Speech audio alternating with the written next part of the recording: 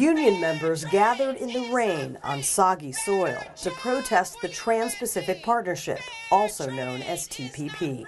The wet weather didn't stop members of Congress from speaking out against the trade deal.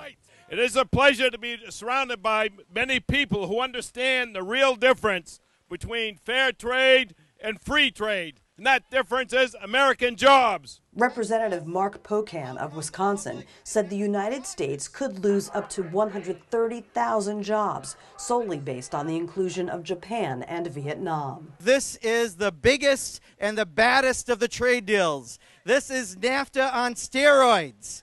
We have to maintain the rights of workers in other countries to be able to organize. And that's a major issue in Vietnam.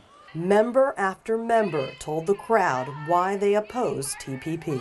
We are going to make this economy an economy where if you work hard, you can get a fair day's pay, where you can retire, where you can send your kids to a quality school, where you got decent roads to drive on. But we can't do it.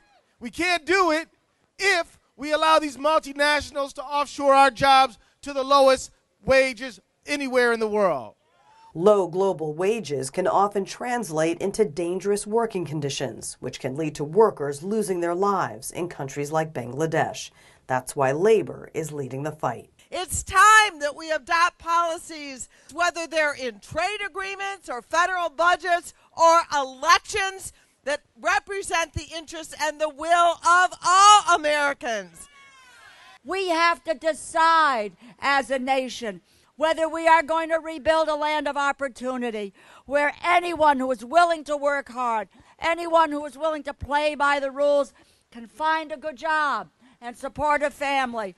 Or are we going to become a nation of very few haves and millions of have-nots? Despite the rain, the labor movement held strong on Capitol Hill. Machinists, including International President Tom Buffenbarger, joined painters, steelworkers, and postal workers to fight the fast-track approval process. This is what solidarity looks like. And when we are loud, they can't hear us, right?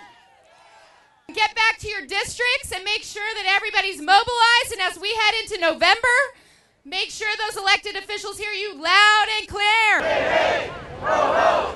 TPP has got to go. For the Machinist News Network, I'm Tanya Hutchins.